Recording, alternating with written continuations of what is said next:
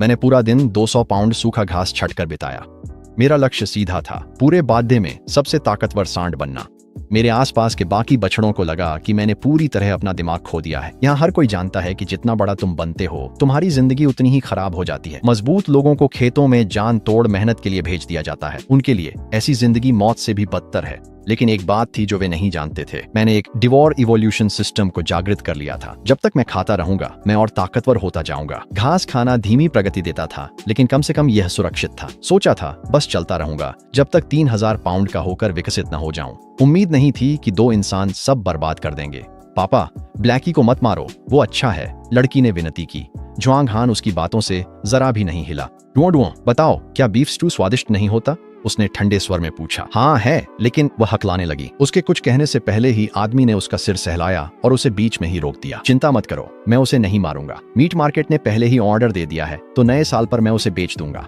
मैं उनकी बातचीत सुन रहा था। अचानक मेरे मुंह में रखा घास अब उतना स्वादिष्ट नहीं लग रहा था। शुक्र है, नए साल में अभी काफी समय बाकी था। अगर मैं उससे पहले विकसित हो सका तो मैं इस फार्म से भागने का कोई तरीका ढूंढ लूंगा। अगले 2 महीनों तक मैं खाने की होड़ में लग गया। चाहे सूखा चारा हो या मोटे सोयाबीन की बची हुई चीजें, मैंने सब कुछ अपने मुंह में ठूंस लिया, लेकिन नतीजे निराशाजनक रहे। प्रजाति घरेलू गाय, वजन 800 पाउंड, संविधान 15, ताकत 20। कम ऊर्जा वाला खाना खाने से मेरे आंकड़ों में मामूली बदलाव हुआ। बाड़े के अन्य मवेशियों के मुकाबले मैं पहले ही विशालकाय था, पर इंसानों के खिलाफ तैयार नहीं था। जुआंग हान कुछ लोगों संग लौटा और मेरा आकार देख दंग रह गया। मदद करो लड़कों, इस बैल को लादते ही खाना मेरी तरफ से होगा। मैंने बहुत संघर्ष किया, पर वे मुझे सींगों से घसीट ले गए। लोहे के पिंजरे वाला ट्रक देख मेरा दिल बैठ गया। साधारण ट्रक होता तो मैं इसे पलटकर भाग सकता था, पर इस लोहे के पिंजरे ने मेरी उम्मीदें तोड़ दी। अंदर धकेलते वक्त मैंने गौर किया कि उन्होंने ताला नहीं लगाया था, बस दरवाजे को स्लाइडिंग बोल्ट से बंद किया था। निस्संदेह ये मेरी आखिरी उम्मीद थी जिंदा बचने की। ट्रक की गड़गड़ाहट शुरू हुई और उसका चेसिस जोर जोर से हिलने लगा। मैंने अपनी नजरें उस स्लाइडिंग बोल्ट पर ही टिकाए रखी। अगर मैं बस उसे टक्कर मारकर खोल दूं तो मैं बच सकता हूं। लेकिन जुआंग हान ड्राइवर की सीट पर था और शीशे में से बार बार पीछे देख रहा था। मैं अभी कोई हरकत करने की हिम्मत नहीं जुटा पाया। ट्रक एक घुमावदार पहाड़ी सड़क पर चढ़ने लगा। जैसे जैसे झटके बढ़ते गए, मैंने अपने सींगों से बोल्ट को धीरे धीरे बाहर की ओर धकेलना शुरू किया। जैसे ही बोल्ट निकलने ही वाला था, जुआंग हान ने अचानक ब्रेक लगा दिए। देखकर चलो बेवकूफ, वह चिल्लाया। जंजीरों के पार एक वैन खड़ी ही थी और 3 आदमी उतरे। उनके नेता के मुंह में सिगरेट और चेहरे पर निशान था। ली साहब, काफी समय बाद मिले, निशान वाले ने मुस्कुराते हुए कहा। जुआंग हान का चेहरा तुरंत पीला पड़ गया। तुम क्या चाहते हो? वह हकलाया। तुमने यहाँ एक शानदार सांड पाला है, मैं बस इसे करीब से देखना चाहता हूँ। वह आदमी ट्रक के पीछे की ओर बढ़ने लगा। मैं तुरंत पिंजरे की फर्श पर गिर गया, जैसे कोई मूर्ख जानवर हो। जैसे ही वह पास आया, मैंने सांस रोक ली। यह सांड वाकई बहुत ताकतवर है, उसने बड़बड़ाते हुए कहा और सीधा मेरी ओर घूरने लगा। कम से कम 800 पाउंड तो होगा। स्कारफेस ने पिंजरा थपथपाया। उसकी आंखों में लालच था। जुआंग हान ड्राइवर सीट से उतरा। मैंने यह सांड मीट मार्केट को बेच दिया है, कोई और उम्मीद मत रखना। इसे मीट के लिए बेचना कितनी बर्बादी है। स्कारफेस ने अपनी सिगरेट मसल दी और जुआंग हान के कान में फुसफुसाया। जुआंग हान का चेहरा उतर गया, लेकिन आखिरकार उसने दांत भींचकर हामी भर दी। ठीक है, लेकिन तुम्हें ज्यादा पैसे देने होंगे। मेरा दिल बैठ गया जब ये दोनों इंसान मेरी जिंदगी की सौदेबाजी मेरे सामने ही करने लगे। रुको बॉस ली, ये पिंजरा बंद क्यों नहीं है? जुआंग हान सन्न रह गया, लेकिन उसके बोलने से पहले ही मैंने अपनी पूरी ताकत से कुंडी पर धक्का मारा। एक तेज चटकने की आवाज आई, कुंडी टूट गई, पिंजरे का दरवाजा झूल गया और मैं ट्रक से कूद पड़ा। साला बैल भाग रहा है। स्कारफेस की दहाड़ मेरे पीछे गूंज उठी। मैं पीछे मुड़े बिना सड़क किनारे घने जंगल की ओर दौड़ पड़ा। मैं परछाइयों में भागता गया, जबकि उनकी गालियां मेरे पीछे पीछे आती रहीं। पकड़ो उसे, वो जानवर 30,000 का है। उनकी आवाजें करीब आती जा रही थीं, लेकिन मेरे चारों पैर उनसे भी तेज चल रहे थे। गर्मियों की डालियां मेरी त्वचा पर ऐसे रगड़ खा रही थीं जैसे गर्म लोहा, लेकिन भागते भागते मेरी ताकत जवाब देने लगी। 2 महीने तक सिर्फ घास खाने से मुझे जरूरी ऊर्जा नहीं मिल पाई थी। जैसे ही मैं गिरने ही वाला था, सामने से एक गंध मेरे नथुनों से टकराई। वह ताजा खून की गाढ़ी धातु जैसी बदबू थी। मैं झाड़ियों के बीच से उस गंध का पीछा करता गया और एक खोज की। एक मरा हुआ जंगली सुअर झाड़ियों में पड़ा था। ऐसा लग रहा था जैसे वह अभी अभी मरा हो। मैं हांफते हुए सुअर के शव को घूरता रहा। मेरा दिमाग तेज चलने लगा। सिस्टम के अनुसार खाने से मैं मजबूत बनूंगा, पर बैल तो सिर्फ घास खाते हैं। कदमों की आहट करीब थी। अब हिचकिचाने का समय नहीं था। मैंने अपना सिर झुकाया और अपने दांत सुअर के मांस में गड़ा दिए। मैंने एक बड़ा टुकड़ा नोचकर जबरदस्ती अपने मुंह में ठूंस लिया। कच्चे खून का तांबे जैसा स्वाद मेरी सारी इंद्रियों में भर गया। मैंने उल्टी करने की इच्छा को दबाया और उसे पूरा निगल गया। अगले ही पल सिस्टम की सूचना मेरे दिमाग में गूंजने लगी। डिंग! जंगली सुअर का मांस खाया गया। उच्च ऊर्जा अंक प्राप्त हुए। शारीरिक क्षमता में 5 की वृद्धि, ताकत में 8 की वृद्धि, वजन 100 पाउंड बढ़ा। मांस का एक निवाला 1 महीने की घास से कहीं ज्यादा असरदार था। मैंने सोचने के लिए रुकने का समय नहीं लिया। मैं शिकारी की तरह सुअर पर टूट पड़ा और मांस पर टूटकर खाने लगा। हर निवाले के साथ मेरे अंदर एक तीव्र शक्ति का विस्फोट होने लगा। मेरी मांसपेशियां तेजी से फैल रही थीं। वहां है! मेरे पीछे एक जोरदार आवाज गूंजी और मैंने सिर घुमाकर देखा कि 3 आदमी शॉटगन लेकर मेरी ओर दौड़ रहे हैं। मजबूत कद काठी वाला आदमी उनके पीछे पीछे आ रहा था। उसका चेहरा गुस्से से पीला पड़ गया था। ओल्ड डाओ, गोली मत चलाना। अगर मांस खराब हो गया तो 1 पैसा भी नहीं मिलेगा। मांस गया भाड़ में। अगर ये जानवर भाग गया तो मेरे $30,000 डूब जाएंगे। ओल्ड डाओ ने अपनी शॉटगन उठा ली। काली खोखली नली सीधा मेरी ओर तनी थी और मेरा दिल कस गया। मैंने तुरंत सुअर के बचे हुए आधे हिस्से को दांतों से दबाया और भाग खड़ा हुआ। जंगल में एक कान फाड़ू धमाका गूंज उठा। अब मैं किसी भी चीज को खुद को रोकने नहीं दूंगा। गोली जमीन में फटी जिससे मिट्टी की बौछार हवा में उड़ गई। मैं और भी तेज दौड़ा। जबड़ा सुअर की लाश पर कसकर जकड़ा हुआ था। यही मेरी जिंदा रहने की उम्मीद थी। मैं इसे नहीं खो सकता था। 10 मिनट और दौड़कर मैंने ओल्ड डाओ और उसके साथियों को पीछे छोड़ दिया। मैं सांस लेने एक गुफा में घुसा। सुअर नीचे गिराकर मैं हाँफने लगा। तभी सिस्टम की सूचना बजी। वजन 900 पाउंड, शारीरिक क्षमता 32, शक्ति 45, अत्यधिक ऊर्जा खपत का पता चला है। म्यूटेशन शुरू हो गया है। म्यूटेशन? मैंने देखा कि मेरी त्वचा पर काली कठोर शल्कों की एक पतली परत उभर आई है और मेरी टांगें मोटी और मांसल हो गई हैं। मैंने अपने खुर से जमीन को खुरचा। ठोस चट्टान आसानी से टूट गई, जिससे गुफा की जमीन में एक गहरा निशान बन गया। मेरी ताकत दोगुनी से भी ज्यादा हो गई थी। मैं उत्साहित होकर फिर से सुअर के शव पर टूट पड़ा। कुछ ही देर में मैंने बचा हुआ हर टुकड़ा अपने पेट में डाल लिया था। सुअर का मांस खा लिया गया। वजन 1000 पाउंड से अधिक हो गया है। शक्ति 50 से अधिक हो गई है। गति में वृद्धि हुई है। त्वचा की कठोरता 30% बढ़ गई है। शक्ति मेरे अस्तित्व के हर रेशे में दौड़ गई और पहले वाली कमजोरी पूरी तरह गायब हो गई। ठीक उसी समय गुफा के बाहर से भौंकने की तेज आवाज गूंज उठी। मेरा दिल बैठ गया। पुराने दांव सच में मुझे पकड़ने के लिए शिकार करने वाले कुत्ते ले आया था। जैसा कि सोचा था, 3 खूंखार शिकारी कुत्ते गुफा की परछाइयों में घुस आए। आगे वाला कुत्ता एक विशाल भद्दा जानवर था जिसके नुकीले दांतों से लार टपक रही थी। वह ऊंचा खड़ा था। उसकी आंखों में खूनी शिकारी चमक थी। गुफा के मुहाने के ठीक बाहर से पुराने दांव की आवाज आदेश देती हुई गूंजी। तीनों शिकारी कुत्ते एक साथ मुझ पर झपट पड़े। उनके तेज दांत सीधे मेरी गर्दन की ओर थे। लेकिन इस बार मैं भागा नहीं। मैंने एक धीमी गहरी गुर्राहट निकाली। मैं पीछे हटा और अपने अगले खुर से आगे वाले कुत्ते के सीने पर जोरदार वार किया। एक भयानक धमाका गूंजा जब शिकारी कुत्ता चीखता हुआ पीछे उड़ा और गुफा की दीवार से टकराकर तुरंत मर गया। बाकी दोनों कुत्ते वहीं जम गए। उनकी आंखों में शुद्ध डर की झलक थी, लेकिन मेरी आंखों के सामने खून उतर आया था और मैं आगे बढ़ा। अपने सींगों से दूसरे कुत्ते का पेट फाड़ दिया। तीसरा शिकारी कुत्ता इतना डर गया कि वह मुड़कर भाग गया। मैंने उसे एक ही खुर से पकड़ लिया और उसकी रीढ़ तुरंत तोड़ दी। गुफा के बाहर से पुराने दांव की घबराई हुई आवाज सुनाई दी। क्या वह जानवर अब भी सांड है? भागो, यहाँ से निकल जाओ।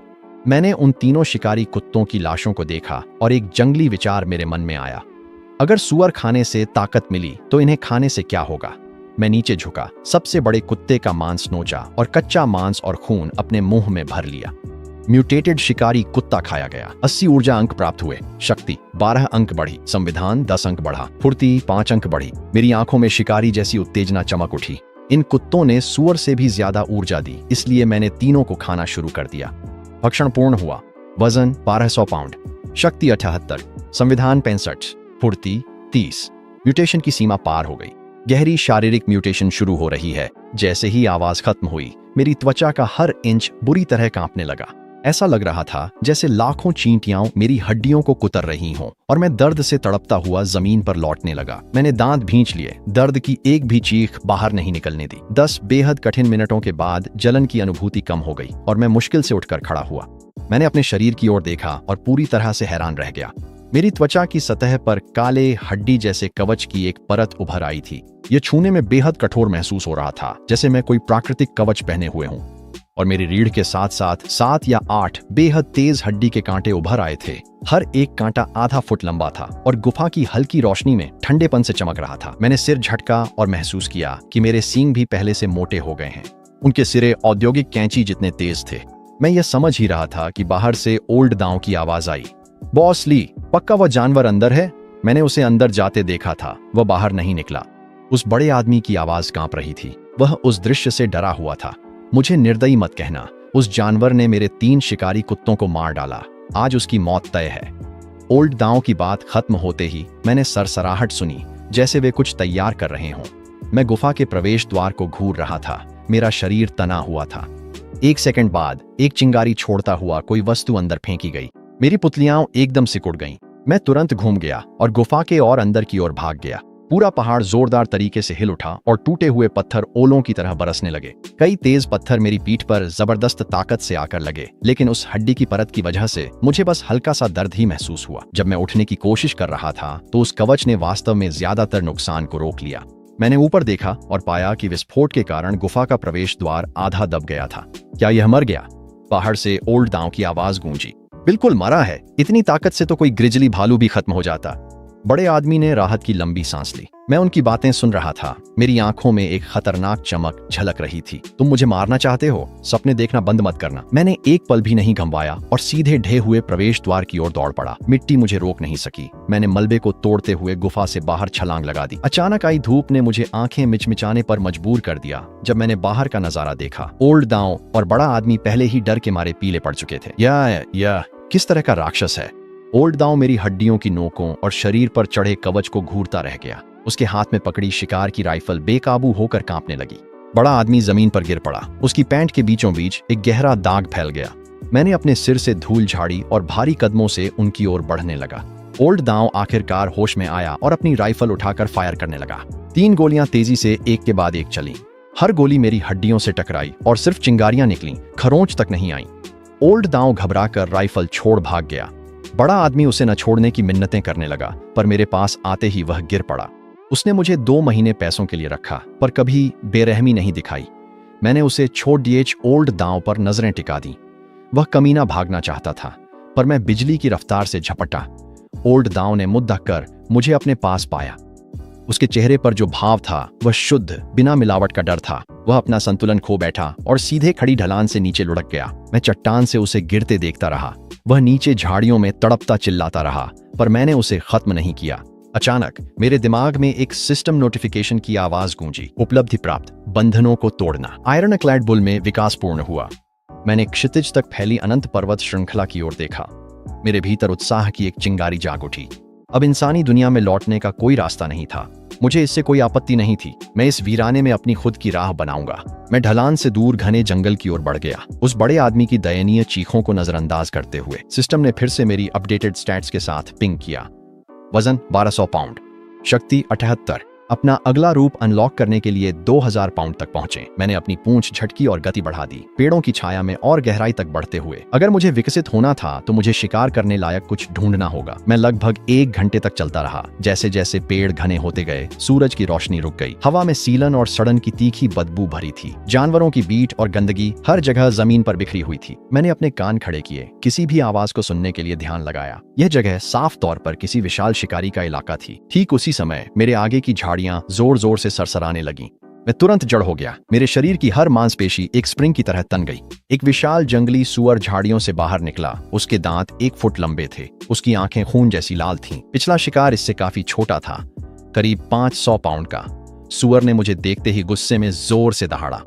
उसने जमीन को खुरचा, हमला करने की तैयारी की, लेकिन मैं जरा भी नहीं डगमगाया। मैं उसकी ओर झपटा और हमारे विशाल शरीर एक भारी आवाज के साथ टकरा गए। उसके दांत मेरी लोहे जैसी खाल पर रगड़े, लेकिन बस हल्की सी खरोंचें ही आईं।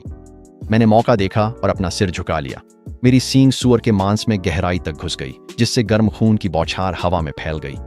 अपनी गर्दन को जोरदार झटके से घुमाकर मैंने उस जानवर को पलट दिया और अपने खुर के नीचे उसकी गर्दन को चल दी। एक सूचना चमकी, विशाल सुअर मारा गया। 120 उच्च ऊर्जा अंक प्राप्त हुए। बिना एक पल गंवाए मैंने शव को फाड़ना शुरू कर दिया। गर्म कच्चा मांस मेरी गर्दन से नीचे फिसल गया। वह जानी पहचानी जलन फिर से मेरे शरीर में दौड़ गई। वजन में 150 पाउंड की बढ़ोतरी हुई। शक्ति में 15 अंक की वृद्धि हुई। संविधान में 15 अंक की बढ़ोतरी हुई। वर्तमान वजन 1350 पाउंड। मेरे अगले विकास तक केवल 650 पाउंड बाकी हैं। मैं खाना खा ही रहा था कि अचानक सरसराहट की आवाज ने मुझे चौकन्ना कर दिया। 7 या 8 जोड़ी चमकती हरी आंखें मुझे घेर चुकी थीं। एक भेड़ियों का झुंड। उनका अल्फा बहुत विशाल था, धूसर काले फर वाला, क्रूर आंखें और जबड़ों से टपकती लार।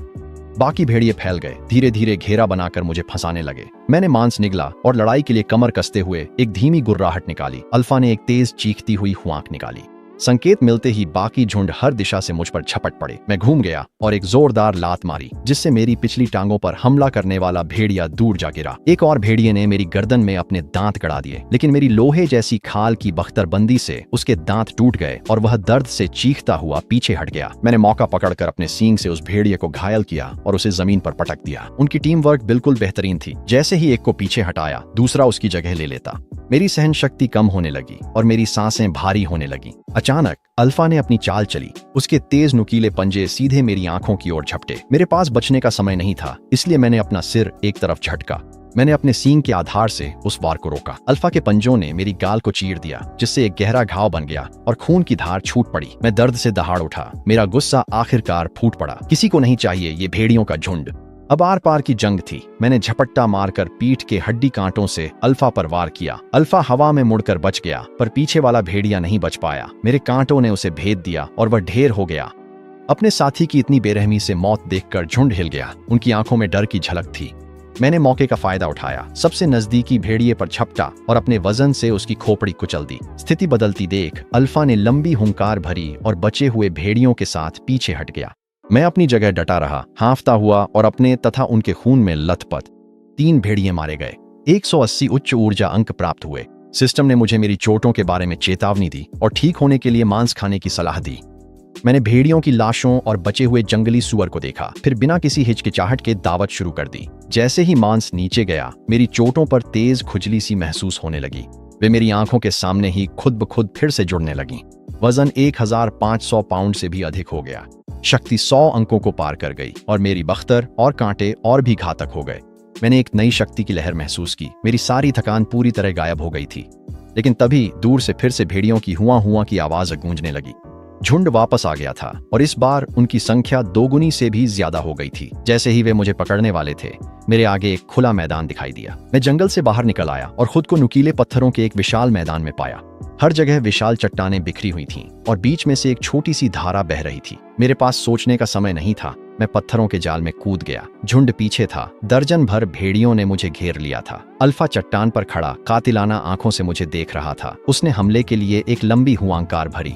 इस बार उन्होंने अपना सबक सीख लिया था। अब वे एक एक करके हमला नहीं कर रहे थे। वे समन्वित समूहों में आगे बढ़े। 3 भेड़िए एक साथ मेरी बाईं ओर झपट पड़े। जैसे ही मैं उनकी ओर मुड़ा, 2 और भेड़ियों ने मेरे पिछले पैरों को अपने जबड़ों में जकड़ लिया। मैं दर्द में लात मारता रहा, लेकिन इस ध्यान भटकाने का फायदा उठाकर सामने के भेड़िए मुझे जमीन पर गिरा ले गए। एक विशाल भेड़िया मुझे दबोच कर नीचे दबाए हुए था। उसके नुकीले पंजे मेरी बख्तर को बेतहाशा फाड़ रहे थे। मेरा कवच मजबूत था, पर कई भेड़ियों का सामना नहीं कर सका। सतह पर दरारें पड़ने लगीं। मैं छटपटाया और अपनी पीठ के कांटों से मुझ पर चढ़े भेड़िए को मार गिराया। झुंड एक पल के लिए पीछे हट गया और मैं जल्दी से फिर से अपने पैरों पर खड़ा हो गया। मैं सबसे नजदीकी भेड़िए की ओर झपटा, अपने सींग उसके सीने में गहरे घुसा दिए और उसे एक चट्टान से जोर से टकरा दिया। मैं सांस भी नहीं ले पाया था कि अल्फा ऊंचाई से छलांग लगाकर सीधे मेरी गर्दन की ओर झपटा। मैंने अपना सिर झटके से एक ओर घुमा लिया, लेकिन उसके पंजों ने फिर भी मेरे चेहरे पर 3 गहरे खून से लथपथ घाव छोड़ दिए। मैं गुस्से में दहाड़ा, घूमकर अपने पिछले खूर अल्फा के सीने पर मारने के लिए उछाले। वह हवा में पलटा और डरावनी फुर्ती के साथ जमीन पर उतर गया, जबकि बाकी झुंड फिर से घेरने लगा। एक भेड़िए ने मेरे अगले पैर को अपने जबड़ों में जकड़ लिया, जबकि दूसरा मेरी आंखों पर झपट्टा। मैंने अपना सिर जोर से झटका। मेरे सींग ने भेड़िए का पेट फाड़ दिया और उसकी अंतड़ियां मिट्टी पर बिखर गईं। लेकिन मेरे अगले पैर पर जमे भेड़िए ने छोड़ने से इनकार कर दिया। उसके दांत मेरी बख्तरबंद त्वचा को चीरते हुए गहरे मांस में धंस गए। दर्द से पागल होकर मैंने अपना अगला पैर ऊंचा हवा में उठा लिया। मैंने उसे जोर से पटका और उसका सिर कुचल दिया, जब तक उसने मुझे छोड़ा नहीं। भेड़िया मरते ही सिस्टम की चेतावनी आई। गंभीर चोटें पाई गई हैं, तुरंत ऊर्जा पुनः पूर्ति की सिफारिश की जाती है। मैं जोर जोर से हाँफ रहा था। जमीन पर पड़ी 3 भेड़ियों की लाशों को देखा और बिना झिझके आगे बढ़ा। मैंने गर्म कच्चे मांस को फाड़कर खाना शुरू कर दिया। जैसे ही मेरे घाव भरने लगे, वह जानी पहचानी खुजली फिर से लौट आई। झुंड ने डर के मारे देखा जब मैंने उनके सामने ही उनके साथी को खाना शुरू कर दिया। उनकी आंखों में आदिम डर और शुद्ध क्रोध की मिली जुली झलक थी। अल्फा ने एक और लंबी हुंकार भरी और बाकी भेड़िए पागलपन में मुझ पर टूट पड़े। इस बार वे सचमुच बेकाबू थे। अपनी जान की परवाह किए बिना मुझे गिराने के लिए टूट पड़े। 7 या 8 भेड़िए एक साथ मुझ पर टूट पड़े। उनके पंजे और दांत बवंडर की तरह मुझे चीरने लगे। आखिरकार मेरी कवच ने भी जवाब दे दिया और टूट गई। मेरे खोल की दरारों से खून फूट पड़ा। मेरी नजर धुंधली होने लगी और मेरा शरीर भारी हो गया। क्या मैं सच में यहीं मरने वाला हूँ? तभी सिस्टम की आवाज आई। सिस्टम ने गंभीर स्थिति का पता लगाया है। आपातकालीन विकास और उग्र मोड़ शुरू किया जा रहा है।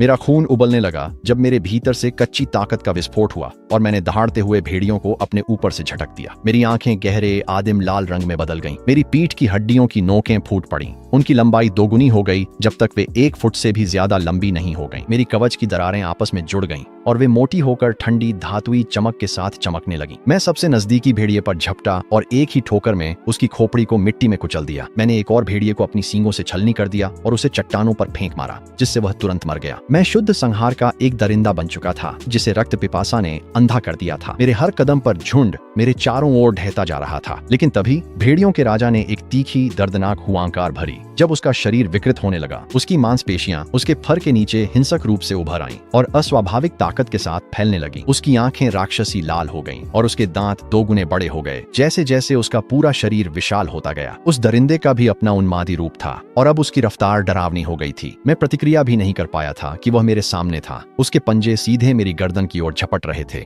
मैंने ऐन वक्त पर अपना सिर हटा लिया, लेकिन उसके नुकीले पंजों ने मेरी गर्दन पर 3 खूनी चीरे लगा दिए। मैं दर्द से लड़खड़ा गया, लेकिन भेड़ियों के राजा ने मुझे सांस लेने की भी फुर्सत नहीं दी और फिर से झपटा। इस बार उसने जबड़ों से मेरी अगली टांग जकड़ ली।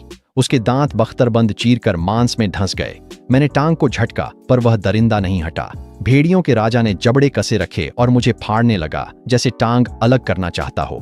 पीड़ा इतनी भयानक थी कि मेरे घुटने लगभग जवाब दे गए, जैसे मेरी हड्डियां खुद चरमराने और कराहने लगी हों। मुझे किसी तरह खुद को छुड़ाना ही था, वरना यही मेरी आखिरी घड़ी थी। मैंने अपनी दूसरी आगे की खुर उठाई और भेड़ियों के राजा के सिर पर 1, 2, 3 बार जोर से मारा, जब तक कि उसने आखिरकार छोड़ नहीं दिया। मैं कई कदम पीछे लड़खड़ाया, हांफते हुए सांस लेने लगा। मैंने मौके का फायदा उठाया, सिर झुकाया और अपनी पीठ पर उगे हड्डी के कांटों को उस दरिंदे की ओर घुमा दिया। भेड़ियों के राजा ने बचने की कोशिश की, लेकिन सिर पर पड़े भारी वारों की वजह से वह आधा पल धीमा पड़ गया था। मेरे कांटे उसके कंधे में धंस गए और मैंने अपना पूरा वजन लगाकर उसे जोरदार धक्का दिया। एक भयानक चरमराहट घाटी में गूंज उठी। भेड़ियों के राजा की कंधे की हड्डी टूट गई और वह तेज चीख के साथ छटपटाते हुए खुद को छुड़ाने की कोशिश करने लगा। मैंने सिर झुकाए रखा और उसे दबोचे रखा, उसे एक एक कदम पीछे की ओर खाई के किनारे की तरफ धकेलता गया। भेड़ियों के राजा की पिछली टांगें पहले ही खाई के ऊपर झूल रही थीं। एक और धक्का और वह गिर जाएगा, लेकिन तभी वह दरिंदा अचानक झपटा और उसने अपना जबड़ा मेरी गर्दन पर जकड़ लिया। मुझे अपने साथ नीचे खींचने की कोशिश करने लगा। उसके नुकीले दांत मेरी बख्तरबंद को चीरते हुए मेरी नसों तक गहरे धंस गए। घाव से गर्म खून फूट पड़ा और जमीन पर छिटक गया। मेरी नजर धुंधली होने लगी और मेरा शरीर सीसा सा भारी लगने लगा, लेकिन मैंने खुद से कहा, मैं यहाँ मरने वाला नहीं हूँ। मैंने दांत भींच लिए, अपनी बची खुची सारी ताकत समेटी और अपने सींगों से भेड़ियों के राजा को ऊपर की ओर उछाल दिया। भेड़ियों का राजा हवा में उछल गया और खाली जगह में उड़ता चला गया।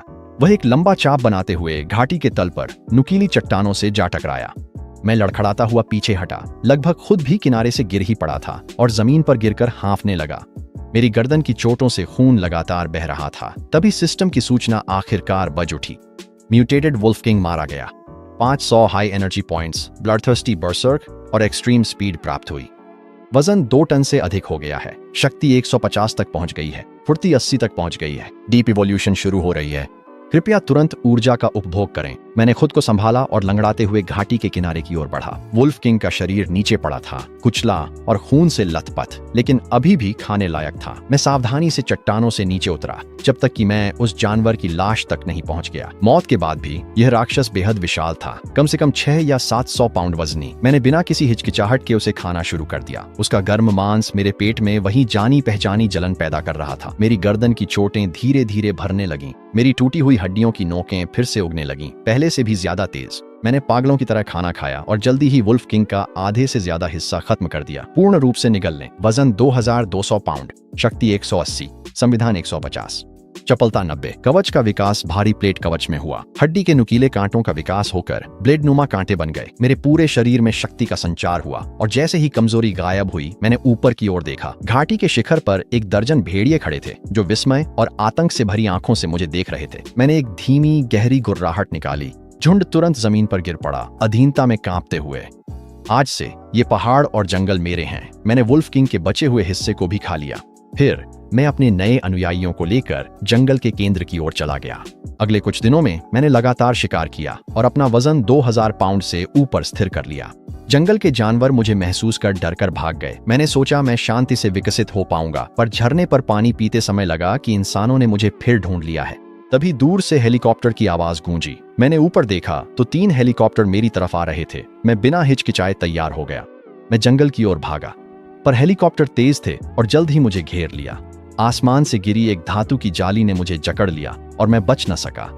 तेज करंट से मेरे पैर जवाब दे गए और मैं गिर पड़ा। हेलीकॉप्टर उतरते ही 8 सशस्त्र सैनिक बाहर आए। उनका नेतृत्व एक गंजा आदमी कर रहा था जिसकी कमर पर टेजर था। वे लेजर साइट्स और भारी ट्रैंक्विलाइजर राइफल्स के साथ आए थे। देखते ही लगा कि वे पेशेवर हैं। कैप्टन, ओल्ड दाव वाला म्यूटेंट सैंड यही है, एक सिपाही बोला। उसकी आंखों में सच्ची उत्तेजना झलक रही थी जब वह मेरी ओर बढ़ा। कैप्टन ने सिर हिलाया और एक रेडियो निकाला। डॉ शू, लक्ष्य पकड़ लिया गया है, निर्देशों की प्रतीक्षा है। एक महिला की आवाज रेडियो में गूंजी। बहुत बढ़िया, इसे तुरंत लैब में लाओ, मुझे उन जीनों को देखना है। मेरा दिल बैठ गया। मुझे पता था कि ये शोधकर्ता मेरे जैसे जीवों को चीर फाड़ करने में माहिर हैं। कैप्टन ने हाथ हिलाया और कई लोगों ने अपनी ट्रैंक्विलाइजर गन उठा ली। उन्होंने फायरिंग शुरू कर दी और तीरों की बौछार सीधे मेरी बगल में आकर लगी। दवाइयां तुरंत मेरे शरीर में असर करने लगी और मेरी बेतहाशा कोशिशों के बावजूद मेरी नजर धुंधली होने लगी। मैं धातु की जाली नहीं तोड़ सका और हर गुजरते पल के साथ मेरा शरीर और भारी होता जा रहा था। जैसे ही मैं बेहोश होने ही वाला था, सिस्टम की सूचना अचानक बज उठी। सिस्टम, भारी मात्रा में एनेस्थेटिक का पता चला है, अब मेटाबोलाइज किया जा रहा है, 3 घंटे में पूरी तरह से ठीक हो जाओगे। मैंने संघर्ष बंद कर आंखें मूंद लीं और बेहोश होने का नाटक किया। गंजे कप्तान ने देखने के लिए मुझे टेजर से छेड़ा, फिर चैन लिया। इसे पिंजरे में डालो, जल्दी, उसने कड़क कर कहा। टीम ने मिलकर मेरे भारी शरीर को एक विशाल टाइटेनियम मिश्र धातु के पिंजरे में डाल दिया। फिर उन्होंने पिंजरे को हेलीकॉप्टर के नीचे लटक रही एक स्लिंग से जोड़ दिया। हेलीकॉप्टर उड़ान भर गया और मैंने अपनी पलकों की संकरी दरारों से झांक कर देखा। मैंने देखा कि जंगल की जमीन धीरे धीरे और दूर होती जा रही थी। घंटे भर की उड़ान के बाद हेलीकॉप्टर आखिरकार उतरने लगा। मुझे एक बड़े अंडरग्राउंड बेस के अंदर ले जाया गया। वह जगह सफेद लैब कोट पहने शोधकर्ताओं से भरी थी। 30 के दशक की एक महिला टीम से मिलने के लिए आगे बढ़ी। वह डॉ शू थी, जिनकी आवाज मैंने पहले रेडियो पर सुनी थी। उन्होंने सुनहरे किनारे वाले चश्मे पहन रखे थे और उनकी आंखों में एक जुनूनी चमक थी।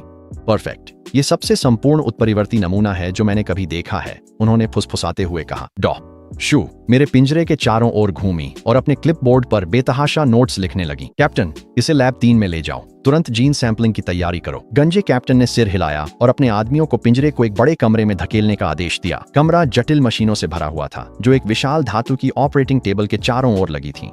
मेरा दिल तेजी से धड़कने लगा। ये लोग मुझे चीरने फाड़ने की योजना बना रहे थे। डॉ शू पिंजरे के पास आई।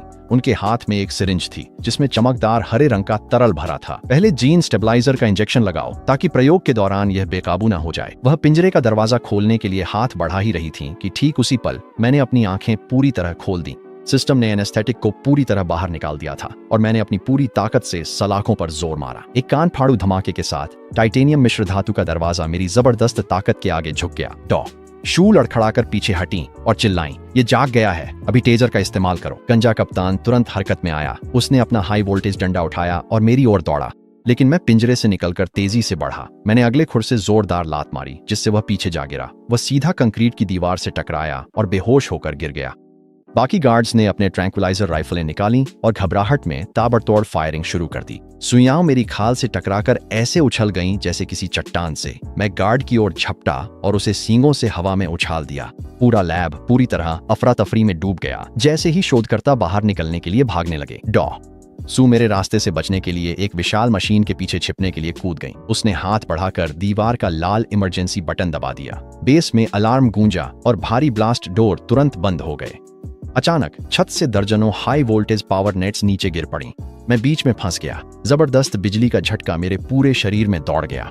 मेरा शरीर दर्द से तड़प उठा, लेकिन मैंने दांत भींच लिए और गिरने से इनकार कर दिया। डॉ सू ने यह दृश्य देखा। उनकी आंखों में पागलपन की एक झलक चमक रही थी। अविश्वसनीय, उसकी विद्युत प्रतिरोधक क्षमता मेरी उम्मीद से भी ज्यादा है। वो पास की एक अलमारी के पास गई और कई सिरिंज निकाल ली। वे एक अजीब चमकदार नीली तरल से भरी हुई थीं। अगर एनेस्थेटिक असफल रहा तो चलो यह उच्च संघनन जीन मजबूती सीरम आजमाते हैं। उसने सिरिंज को ऊंचा उठा लिया। कदम दर कदम वह हमारे बीच की दूरी कम करने लगी। मैंने पूरी ताकत से संघर्ष किया, लेकिन पावर नेट्स ने मुझे जमीन से चिपका कर रखा था। जैसे ही सुई मेरी खाल में घुसने वाली थी, मैंने ब्लड थर्स्टी बर्सर्क को सक्रिय कर दिया। मेरा खून उबाल पर पहुंच गया और मेरी नजरें गहरे खूनी लाल रंग से भर गईं। मेरी मांसपेशियां जबरदस्त तरीके से फैल गईं और मेरी ताकत 300 पाउंड तक पहुंच गई।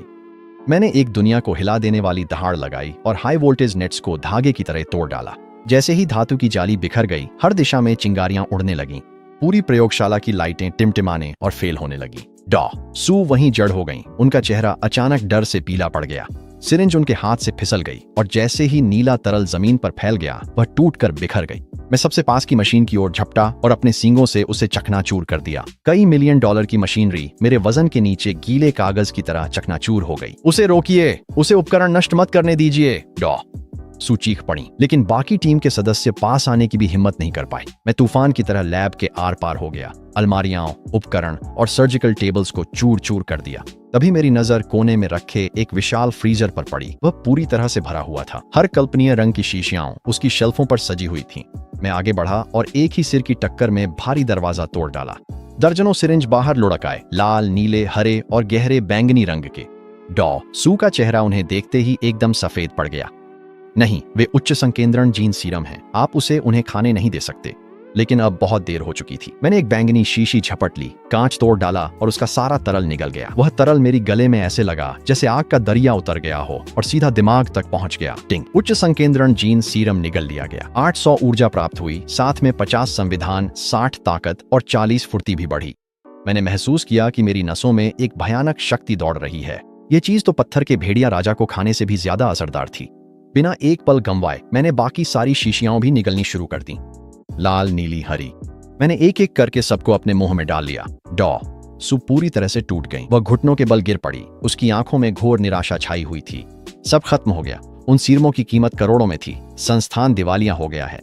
मैंने उसकी दयनीय चीख पुकार को अनसुना कर दिया और खाना जारी रखा। पूरी तरह से निगल जाना। वर्तमान वजन 2 टन है। शक्ति 280, संविधान 220, चपलता 150। चेतावनी, ऊर्जा का अत्यधिक प्रवाह पाया गया। जैसे ही नोटिफिकेशन गायब हुआ, मेरी पलकें भारी होने लगीं और मेरे शरीर ने प्रतिक्रिया देना बंद कर दिया। कुछ गड़बड़ थी। वे सीरम मेरे लिए एक साथ संभालना बहुत ज्यादा थे।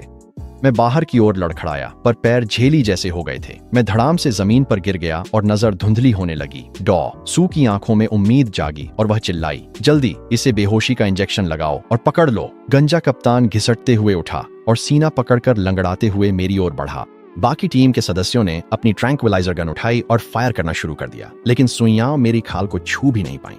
वे बस टकरा कर गिर गईं। सीरम के प्रभाव में मेरी भारी बख्तरबंदी धातु जैसी चमक में बदल गई थी। कैप्टन ने दांत भींचे और अपना रेडियो निकाला। यहाँ तुरंत एक ट्रांसपोर्ट वाहन लाओ। जब तक वह बेहोश है, हमें उसे ले जाना है। 10 मिनट बाद एक विशाल ट्रांसपोर्ट ट्रक लेबोरेटरी में पीछे की ओर आकर रुका। ट्रेलर के अंदर एक विशेष टाइटेनियम मिश्र धातु का पिंजरा था, जिसमें हाई वोल्टेज तार लगे हुए थे। टीम ने मिलकर मेरे विशाल शरीर को पिंजरे में डालने के लिए उठाया। उन्होंने मेरी सभी चारों टांगों को जकड़ने के लिए विशेष भारी भरकम बेड़ियों का इस्तेमाल किया। सू सलाखों के पास आकर खड़ी हो गई। उसने मेरी बख्तरबंद खाल को छूने के लिए हाथ बढ़ाया। उसकी आंखों में जुनूनी दीवानगी जल रही थी। यह बिल्कुल परफेक्ट है। इस कवच की कठोरता पहले से ज्ञात किसी भी धातु से कहीं अधिक है। अगर हम इसका जेनेटिक कोड समझ लें तो मानव तकनीक में जबरदस्त छलांग लग जाएगी। वह गंजे कप्तान की ओर मुड़ी और आदेश दिया, इसे बेसमेंट के तीसरे स्तर की विशेष प्रयोगशाला में ले जाओ। वहीं सबसे उन्नत विच्छेदन उपकरण है। मैं खुद इसका अध्ययन करूंगी। ट्रांसपोर्ट वाहन की गड़गड़ाहट गूंज उठी। मुझे और गहराई में भूमिगत ले जाया गया। मेरे चारों ओर की दुनिया हर पल और भी अंधेरी होती जा रही थी। हवा में कीटाणुनाशक की तीखी झंझनाती गंध घुली हुई थी। मैं महसूस कर सकता था कि मेरा शरीर जबरदस्त रूपांतरण से गुजर रहा है। मेरी हड्डियां खुद को फिर से बना रही थीं और मेरी मांसपेशियां ताकत से फूल रही थीं। मेरा कवच विकसित हो रहा था और सिस्टम की सूचनाएं मेरे दिमाग में लगातार गूंज रही थीं। रूपांतरण 50% पर है। अनुमानित समय एबिस डेमन बुल बनने में 3 घंटे। ट्रक रुक गया और मुझे पिछली प्रयोगशाला से 10 गुना बड़ी एक विशाल प्रयोगशाला में धकेल दिया गया। कमरे के बीचों बीच एक विशाल धातु की ऑपरेटिंग टेबल रखी थी। वह तेज धारदार ब्लेड्स और बंधनों से ढकी हुई थी। सू अंदर आई। उनके पीछे दर्जनों शोधकर्ता करीब करीब चलते हुए आए। उन्होंने मुझे पिंजरे में लेटा हुआ देखा और उनके चेहरे पर उत्साहित मुस्कान फैल गई। विच्छेदन की तैयारी करो। मैं देखना चाहती हूँ कि इसकी आंतरिक संरचना को इतना खास क्या बनाता है। शोधकर्ताओं ने उपकरण निकाले, इलेक्ट्रिक आरी और चाकू। टेबल पर उपकरण सजाए, मुझे चीरने के लिए तैयार। गंजा कप्तान पास आया और चिंतित होकर बोला, सू, ये जानवर पहले बहुत ही खतरनाक था। अगर यह जाग गया तो? सू ने बस एक उपेक्षापूर्ण हंसी दी। चिंता मत करो, इसके शरीर में जो बेहोशी की दवा है वह इसे 3 दिन तक सुलाए रखने के लिए काफी है। ये पिंजरा सबसे मजबूत टाइटेनियम मिश्र धातु से बना है, इसे तो टैंक भी नहीं तोड़ सकता। वह पिंजरे के पास गई और अपनी उंगलियों के पोरों से धातु की सलाखों पर थपथपाया। इसके अलावा अगर वह जाग भी गया तो भी हम 3 मंजिल नीचे हैं। यहाँ 30 पूरी तरह से हथियारबंद सुरक्षा गार्ड तैनात हैं, वह कहीं नहीं जा सकता। उसे यह नहीं पता था कि मेरी चेतना तो पूरे समय जाग रही थी। सिस्टम मेरी काया पलट की प्रक्रिया को तेज कर रहा था। मुझे बस 2 घंटे और सहना था। जैसे ही विकास प्रक्रिया पूरी हो जाएगी, यह टाइटेनियम का पिंजरा मुझे रोक नहीं पाएगा। मैंने अपनी आंखें बंद रखीं और पूरी तरह से स्थिर लेटा रहा, अपनी बेहोशी का नाटक करते हुए। सिस्टम की सूचनाएं लगातार मेरे दिमाग में गूंजती रहीं। मैं अपने शरीर की हर हड्डी को फिर से बनते हुए महसूस कर सकता था, जैसे मेरी मांसपेशियों की घनता अचानक बढ़ रही हो।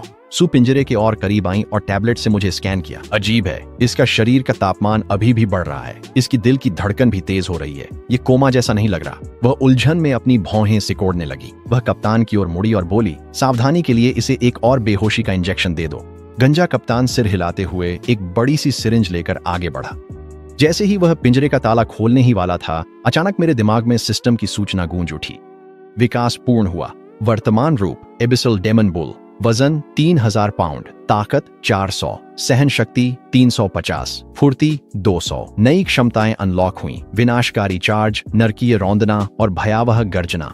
मैंने अपनी आंखें झटके से खोल दी। मेरी पुतलियां रक्त लाल रोशनी से चमक उठी। कप्तान का हाथ डर के मारे कांप उठा और सिरिंज जमीन पर गिरकर खनक गई। मैंने एक गगनभेदी गर्जना की, जिसकी ध्वनि तरंगें हवा में एक भौतिक झटके की तरह फैल गईं। पूरा प्रयोगशाला जोरदार तरीके से कांपने लगी। ड्रेड रोअर सक्रिय हुआ, जिससे सीमा में मौजूद हर जीवित प्राणी शुद्ध आतंक की स्थिति में डूब गया। सू और उनके शोधकर्ता जमीन पर गिर पड़े। उनकी आंखें भय से फटी रह गईं। यहाँ तक कि कप्तान, जो एक पेशेवर गार्ड था, भी पीला पड़ गया और उसके पैर कांपने लगे। मैं झटके से खड़ा हो गया और भारी भरकम बेड़ियां ऐसे टूट गईं जैसे वे गीले कागज की बनी हों। मैं सलाखों से टकराया और टाइटेनियम मिश्र धातु का पिंजरा मरोड़ती धातु की तेज चीख के साथ गूंज उठा। जैसे ही धातु मुड़ने और टूटने लगी, सलाखों पर दरारें मकड़ी के जाले की तरह फैल गईं। सू यह दृश्य देख रही थीं। उनका दिमाग पूरी तरह से टूट चुका था। असंभव, ये तो टाइटेनियम मिश्र धातु है, वह इसे कैसे तोड़ सकता है? लेकिन हकीकत उसे एक बेरहम झटका देने वाली थी। पिंजरा टुकड़ों में फट गया और मैं मलबे से बाहर निकला, एक डरावना दबाव फैलाते हुए। अब मेरा शरीर पहले से एक पूरा आकार बड़ा हो गया था। मेरी भारी बख्तरबंदी गहरे ऑब्सीडियन काले रंग की हो गई थी, जिसमें एक भूतिया मंद चमक थी। मेरी रीढ़ की हड्डी पर हड्डी के कांटे 2 फुट लंबे बेजोड़ धारदार ब्लेड में बदल गए थे। यहाँ तक कि मेरी बेंत की शाखाएं भी मोटी हो गई थीं। उनके सिरे ठंडी घातक रोशनी के साथ चमक रहे थे। ऐसा महसूस हो रहा था जैसे अब मुझे कोई भी रक्षा भेदने से रोक नहीं सकता। गंजा कप्तान खुद को संभालते हुए खड़ा हुआ और कांपते हाथों से अपना रेडियो निकाला। सभी सुरक्षाकर्मी तुरंत बेसमेंट स्तर 3 पर पहुंचे। लक्ष्य बेकाबू हो गया है। दोहराता हूं, लक्ष्य बेकाबू हो गया है। जैसे ही लैब के दरवाजे खुले, 30 पूरी तरह से हथियारबंद गार्ड सबमशीन गन और रॉकेट लॉन्चर के साथ अंदर घुस आए।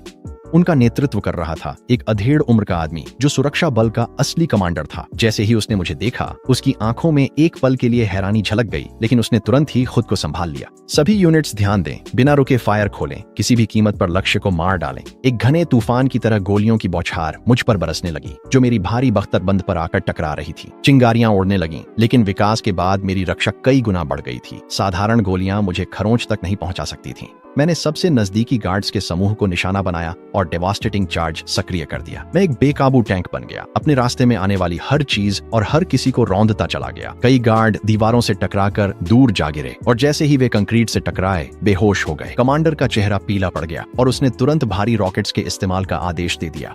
2 गार्ड्स ने अपने लॉन्चर उठाए और 2 रॉकेट सीधे मेरी छाती की ओर दाग दी। रॉकेट्स गरजते हुए मेरी ओर बढ़े। उनके पीछे आग की लपटें थीं, लेकिन मैं जरा भी नहीं डगमगाया। 2 जबरदस्त धमाके हुए और लपटों ने मुझे पूरी तरह निगल लिया। यह देखकर सू की आंखों में खुशी की एक झलक चमक उठी। लेकिन 1 सेकंड बाद मैं आग से बाहर निकल आया। मेरे शरीर पर एक भी खरोंच नहीं थी। अब मेरी भारी बख्तरबंदी इतनी मजबूत हो गई थी कि वह रॉकेट के सीधे हमले भी झेल सकती थी। कैप्टन पूरी तरह घबरा गया। उसने कभी इतना डरावना राक्षस नहीं देखा था। पीछे हटो, सब लोग अभी पीछे हटो। लेकिन अब उसके लिए बहुत देर हो चुकी थी। मैंने अपनी हेलस्ट्रेमर स्किल सक्रिय कर दी। मैंने पिछले पैरों पर खड़े होकर खुरों को जोर से पटका और धमाका हुआ। पूरी लैब हिल उठी और फर्श पर दरारें मकड़ी के जाले जैसी फैल गईं। मेरे खुरों से एक बड़ी शॉक वेव निकली। एक दर्जन से अधिक सुरक्षा गार्ड अपना संतुलन खो बैठे और जमीन पर गिर पड़े। मैंने इस मौके का फायदा उठाया, आगे बढ़ा और अपने सींगों से एक गार्ड को हवा में उछाल दिया। मैंने अपने भारी खुरों से एक और गार्ड को कुचल दिया। मैंने तीसरे को अपनी हड्डियों की नोकों से भेद डाला। मिनटों में मैंने आधे से अधिक दस्ता गिरा दिया। बचे हुए लोग टूट गए, हथियार फेंक जान बचाकर भागने लगे। कप्तान ने अपने आदमियों को छोड़ दिया और बेतहाशा बाहर की ओर भागने लगा। मैं उसे भागने नहीं देना चाहता था, इसलिए मैं तेजी से आगे बढ़ा और दरवाजे को घेर लिया। कप्तान ने मेरी ओर देखा और जैसे ही मैंने उसे अपने सींगों से भेदा, उसने निराशा में अपनी आंखें बंद कर लीं। मैंने उसे दीवार से दे मारा और वह तुरंत बेहोश हो गया। अब केवल डॉ, सू और कुछ शोधकर्ता ही बचे थे जो फर्श पर कांप रहे थे। मैं डॉसू की ओर बढ़ा। मेरी आंखों में हत्या की तीव्र इच्छा जल रही थी। इस औरत ने मुझे चीर फाड़ने की योजना बनाई थी। उसने लगभग मेरी जान ले ली थी। डॉ सू मेरी ओर देख रही थी। उसकी आंखों से आंसू लगातार बह रहे थे। कृपया मुझे जाने दो, मैं फिर कभी ऐसा नहीं करूंगी, वह गिड़गिड़ाई। मैंने कुछ लंबी सेकंडों तक उसकी ओर देखा। आखिरकार मैं मुड़ा और लैब के अंदर और गहराई में चला गया। उसे अभी मार देना बहुत आसान होता। उसके जीवन भर के काम को बिखरते देखना ही असली सजा है। मैंने तबाही मचानी शुरू कर दी। नजर आने वाले हर हाईटेक उपकरण को तोड़ डाला। मैंने उन कीमती प्रयोगात्मक नमूनों को अपने खुरों से कुचलकर लहूलुहान कर दिया। तभी मैंने उसे देखा। कोने में एक विशाल कांच का बाड़ा था जिसमें तरह तरह के उत्परिवर्तित जीव भरे हुए थे। उत्परिवर्तित सांप, चूहे और यहाँ तक कि एक काला भालू भी मुझे डर और लालसा के मिले जुले भाव से घूर रहे थे। मैं वहां गया और एक ही लात में कांच तोड़ डाला। वे तुरंत बाहर निकल आए, आजादी की बेताब कोशिश में इधर उधर भागने और रेंगने लगे, लेकिन उत्परिवर्तित काला भालू नहीं भागा। इसके बजाय उसने सिर झुकाकर समर्पण कर दिया। भालू जमीन पर चित लेट गया। उसकी आंखों में खौफ था। मैंने उसे गौर से देखा। यह जानवर विशाल था। वजन करीब आधा टन था और शरीर मजबूत मांसपेशियों से ढका था। ऐसा लग रहा था जैसे लैब ने इसमें ढेर सारे प्रयोगात्मक सीरम भर दिए हों। मैंने हल्की सी गुर्राहट निकाली और काला भालू तुरंत मेरे पीछे पीछे चलने लगा। मैंने लैब के पिछले हिस्से की ओर देखा, सोचने लगा कि उन कमरों में और क्या छुपा हो सकता है। भालू को साथ लेकर मैं तबाही मचाता हुआ एक के बाद एक दरवाजे तोड़ता चला गया। आखिरकार मैं सुविधा के सबसे गहरे हिस्से तक पहुंच गया। पहले दरवाजे पर कोर एनर्जी वॉल्ट लिखा हुआ था। मैंने दरवाजे को लात मारकर खोला और अंदर का दृश्य देखकर मैं स्तब्ध रह गया। कमरा विशाल संवर्धन टैंकों से भरा हुआ था, जिनमें से हर एक में अलग अलग रंगों के चमकते हुए ऊर्जा क्रिस्टल थे। इन क्रिस्टलों में वह शक्ति थी जो अब तक मैंने जितने भी सीरम लिए थे उनसे कहीं अधिक थी। उच्च शुद्धता वाली ऊर्जा स्रोत का पता चला है। सिफारिश: वर्तमान रूप की सीमाओं को तोड़ने और उच्च स्तर पर विकसित होने के लिए तुरंत सेवन करें। मैंने एक पल के लिए भी हिचकिचाहट नहीं दिखाई। मैं आगे बढ़ा और अपने सींगों से पहला टैंक तोड़ डाला। एक नीला क्रिस्टल बाहर लुढ़क आया और मैंने उसे पूरा निगल लिया। वह तुरंत पिघल गया और मेरे भीतर शक्ति की एक भयानक लहर दौड़ गई। उच्च शुद्धता वाला क्रिस्टल सेवन किया गया। प्लस 2000 ऊर्जा अंक, प्लस 80 ताकत, प्लस 100 सहन शक्ति, प्लस 60 फुर्ती। मेरे शरीर की हर कोशिका खुशी से चिल्ला रही थी। मैंने नजर में आने वाले हर टैंक को तोड़ना शुरू कर दिया। लाल, हरा, बैंगनी, सुनहरा। सिस्टम की सूचनाएं पागलों की तरह बजने लगीं। वर्तमान वजन 3500 पाउंड। आंकड़े: ताकत 580, सहन शक्ति 550, फुर्ती 320। ऊर्जा अधिभार का पता चला है। द्वितीयक विकास शुरू किया जा रहा है। मेरी भारी बख्तरबंदी में दरारें पड़ने लगीं और उन दरारों से एक नई परत उगने लगी। मेरी हड्डियां और घनी हो गईं, मेरी खाल और कठोर हो गई और मेरी रीढ़ के साथ लगी हड्डी की नोकें लंबी होने लगीं। वे 3 फीट लंबी हो गईं, हर एक गहरे लाल प्रकाश में चमक रही थी। मेरे सींग और भी अधिक बढ़ गए, 5 फीट तक फैल गए और एक आदमी की जांघ जितने मोटे हो गए। अचानक लैब के अलार्म तेजी से बजने लगे और डॉसू की हिस्ट्रिकल आवाज इंटरकॉम पर गूंज उठी। वह आत्मविनाश अनुक्रम शुरू कर रहा था। अगर वह मुझे नहीं रख सकता था तो वह मुझे अपने साथ ले डूबेगा। सुविधा हिलने लगी, लाल बत्तियां चमकने लगीं और पूरी तरह से विनाश के लिए 10 मिनट की उलटी गिनती शुरू हो गई। मेरा दिल मेरी पसलियों से टकराने लगा। मुझे यहाँ से जल्दी निकलना था। मैं घूमकर बाहर की ओर दौड़ा और काला भालू मेरे ठीक पीछे था। मैं लैब के प्रवेश द्वार तक पहुंचा, लेकिन वहां कैप्टन एट और उनकी बची हुई सुरक्षा टीम रास्ता रोके खड़ी थी। वे भारी मशीनगनों और फ्लेम थ्रोअर्स से लैस थे। कैप्टन एट का चेहरा पीला पड़ गया था। उसकी आंखों में एक हताश, आत्मघाती दृढ़ता झलक रही थी। डॉ सू ने आदेश दिया। उन्हें किसी भी कीमत पर मुझे रोकना था, चाहे इसका मतलब विस्फोट में मरना ही क्यों ना हो। उन्होंने इशारा किया और उन्होंने गोलियों की बौछार कर दी, जैसे सीसा की मूसलाधार बारिश हो रही हो। फ्लेम थ्रोअर्स गरज उठे और मेरी ओर जलती हुई गर्मी के स्तंभ फेंकने लगे। मैंने एक आदिम दहाड़ लगाई, अपना डरावना हुंकार सक्रिय किया ताकि उनकी पंक्तियां टूट जाएं, लेकिन इस बार वे तैयार थे। विशेष ईयरप्लग्स ने मेरी दहाड़ को लगभग बेअसर कर दिया। मुझे आग के बीच से दौड़ना पड़ा और गोलियों के प्रभाव ने मेरी बख्तरबंदी के बावजूद मेरी गति को धीमा कर दिया। लपटें मेरी खाल को छू रही थीं और भले ही यह जानलेवा नहीं था, जलन की पीड़ा असहनीय थी। मैंने अपनी विनाशकारी टक्कर चालू की, खुद को एक भारी टैंक में बदल लिया और भीड़ में जा भिड़ा। सुरक्षा गार्ड हवा में उछल गए, उनके शरीर दीवारों से टकराकर भयानक आवाज के साथ गिर पड़े, लेकिन कप्तान एट जरा भी नहीं डगमगाए। उसने अपनी बंदूक गिरा दी और एक रिमोट डेटोनेटर निकाल लिया। नरक में जाओ, वो चिल्लाया। एक दर्जन भारी लोहे के पिंजरे छत से गिर गए, मुझे अंदर फंसा दिया और पिंजरों की सलाखों में से उच्च वोल्टेज करंट दौड़ने लगा। लेकिन इस बार मेरी कॉन्स्टिट्यूशन स्टैट पहले ही 550 तक पहुंच चुकी थी। बिजली मेरा कुछ नहीं बिगाड़ सकी। मैंने एक दहाड़ लगाई और अपनी कच्ची ताकत से धातु को फाड़ डाला। कप्तान एट यह दृश्य देख रहा था। उसकी आंखों में निराशा की झलक थी। राक्षस, तुम एक राक्षस हो। मैं झपटकर उसके ठीक सामने जा खड़ा हुआ। एक तेज लात से मैंने रिमोट डेटोनेटर को उसके हाथ से दूर उड़ा दिया। मैंने उसे मारने में समय बर्बाद नहीं किया। मैं मुड़ा और बाहर निकलने के लिए दौड़ पड़ा। घड़ी में सिर्फ 5 मिनट बचे थे। मैंने काले भालू को लैब से बाहर निकाला, गलियारों में पागलों की तरह दौड़ता हुआ। लेकिन इस रिसर्च इंस्टीट्यूट का नक्शा तो एक बुरा सपना था। हर मोड़ या तो किसी और रास्ते में बदल जाता था या फिर बंद रास्ते पर ले जाता था। मैं एक के बाद एक दरवाजा तोड़ता गया, जब तक कि आखिरकार मुझे सतह की ओर जाने वाली लिफ्ट नहीं दिख गई। लिफ्ट पहले से ही बंद थी, इसलिए सीढ़ियां ही मेरा एकमात्र विकल्प बची थीं। मैं सीढ़ियों की ओर दौड़ा, चारों हाथ पैरों पर चढ़ता हुआ। पीछे भालू हाँफता हुआ आ रहा था। 3 मिनट बाकी थे। मैंने अपनी रफ्तार की हदें पार कर दी और आखिरकार पहली मंजिल पर पहुंच गया। मुख्य निकास एक विशाल मजबूत मिश्र धातु के गेट से पूरी तरह बंद था। मैंने एक पल भी नहीं सोचा। मैंने पूरी ताकत से टक्कर मारी और गेट से जोरदार धमाके के साथ टकरा गया। धातु मुड़ गई, जिससे एक टेढ़ा मेढ़ा छेद बन गया जो जंगल और आसपास के वन क्षेत्र की ओर खुलता था। 1 मिनट बाकी था। मैं अपनी जान बचाने के लिए दूर तक दौड़ पड़ा। काला भालू मेरे ठीक बगल में दौड़ रहा था। 30 सेकंड, 20 सेकंड, 10 सेकंड। धरती को हिला देने वाली गर्जना के साथ पूरा अनुसंधान संस्थान धमाके में मलबे के ढेर में बदल गया। झटका लहर एक विशाल सुनामी की तरह बाहर की ओर फैल गई। मैं हवा में उछल गया और जोर से जमीन पर आकर गिरा। काला भालू भी उछलकर एक बड़े पेड़ से टकराया और बेहोश हो गया। वह जगह आग के समुद्र में बदल गई थी। घना धुआं सब कुछ छुपा रहा था। डॉ, शू, कैप्टन एट और वे सभी सुरक्षा गार्ड शायद धमाके में दब गए थे।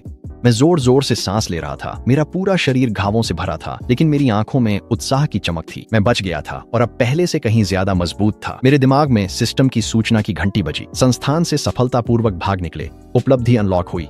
JD survival.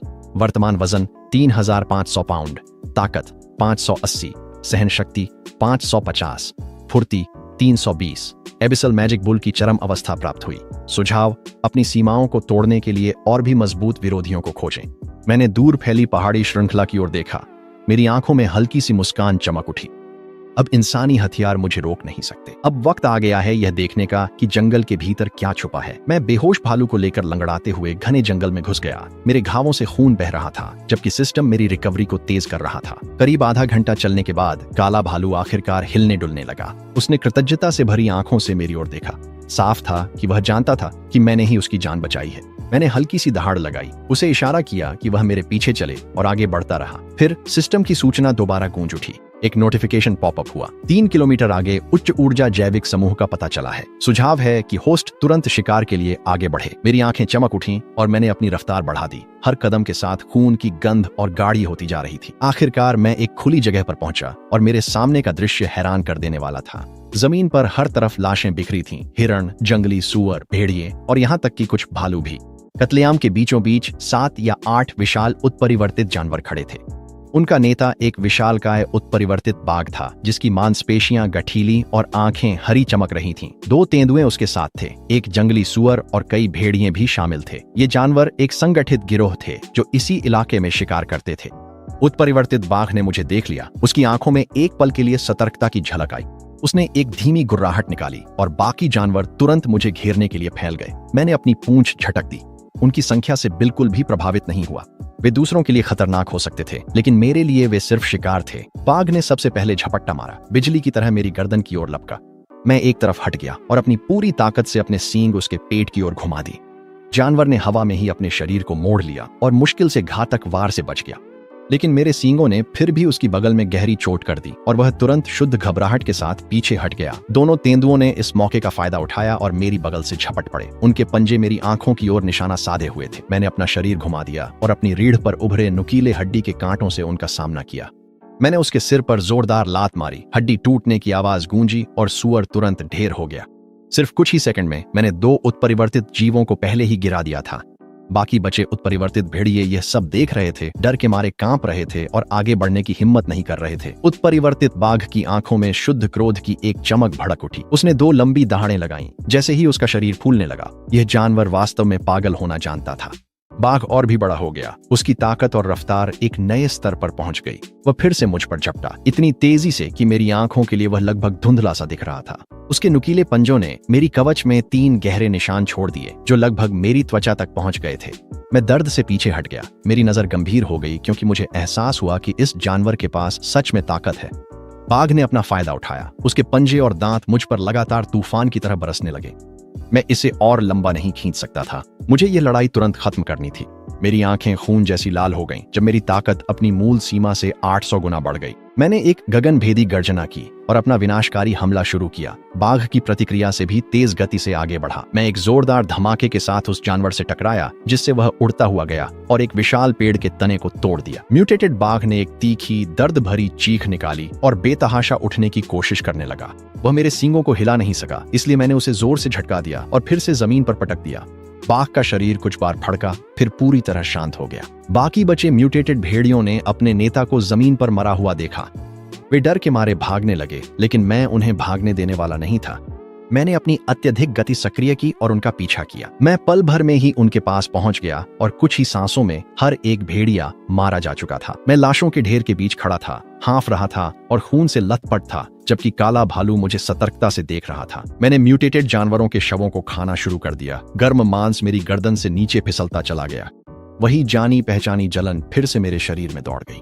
सिस्टम ने घंटी बजाई। भक्षण पूर्ण। वजन 4200 पाउंड। शक्ति 650। सहन शक्ति 600। फुर्ती 380। चेतावनी, होस्ट ने एबिस मैजिक बुल की सीमा तक पहुंच प्राप्त कर ली है। आगे का विकास असंभव है। सुझाव, अपनी नस्लीय बेड़ियों को तोड़ने के लिए एक लीजेंडरी टियर प्राणी का भक्षण करें।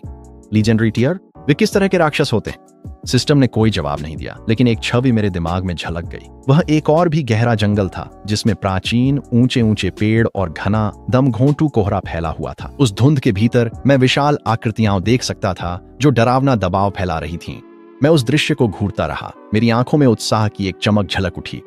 ऐसा लग रहा था कि असली चुनौती अब शुरू ही हुई है। इसी समय दूर से हेलीकॉप्टर के पंखों की गर्जना हवा को चीरती हुई सुनाई दी। मैंने ऊपर देखा तो 3 गनशिप्स रिसर्च इंस्टीट्यूट के लोगों के साथ मेरी ओर बढ़ती दिखीं। तो शू बच गए और वे अपने साथ मदद भी लेकर आए थे। हेलीकॉप्टर के लाउडस्पीकर पर उनकी उन्मादी आवाज गूंज उठी। तुम दैत्य, तुमने मेरी लैब तबाह कर दी और मेरे आदमी को मार डाला। आज मैं तुम्हें इसकी सबसे बड़ी कीमत चुकवाऊंगा। मशीन गनों ने तुरंत फायरिंग शुरू कर दी। शीशे की बारिश जमीन को चीरती चली गई। मैं एक विशाल पेड़ के पीछे कूद गया। काला भालू भी मेरे साथ आ गया, लेकिन भारी गोलीबारी हमारी ओट को चिथड़े चिथड़े कर रही थी। मैंने दांत भींचे और एक बड़े शिलाखंड की ओर दौड़ पड़ा। मैंने अपने सींग उस चट्टान के नीचे फंसा दिए और अपनी पूरी ताकत से उसे उठाया। मैंने सबसे नजदीकी हेलीकॉप्टर पर निशाना साधा। मैंने अपनी सारी ताकत उस फेंक में झोंक दी। वो विशाल चट्टान तोप के गोले की तरह हवा में लपकी। पायलट को पलक झपकाने तक का समय नहीं मिला और चट्टान सीधे कॉकपिट में जा टकराई। एक कान फोड़ू धमाका आसमान में गूंज उठा जब गनशिप आग के गोले में बदलकर नीचे गिरने लगी। बाकी 2 हेलीकॉप्टर घबरा गए और मेरी पहुंच से बाहर रहने के लिए तेजी से ऊपर उठ गए। सू की आवाज फिर से लाउडस्पीकर पर गूंज उठी।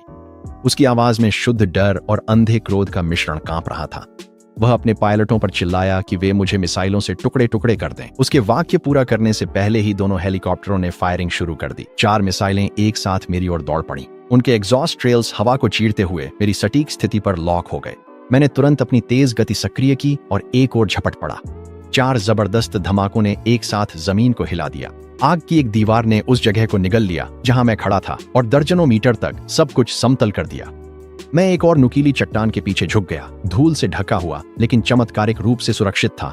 लेकिन वे रुक नहीं रहे थे। एक और 4 मिसाइलें पहले ही आ रही थीं। मैंने अपना होंठ काट लिया। मैं बस यूं ही बचता नहीं रह सकता था, मुझे उन्हें गिराना ही था। मैंने अपने बगल में खड़े काले भालू की ओर देखा। मेरे दिमाग में एक योजना बनने लगी। मैंने धीरे से गुर्राकर भालू को अपनी पीठ पर चढ़ने का इशारा किया।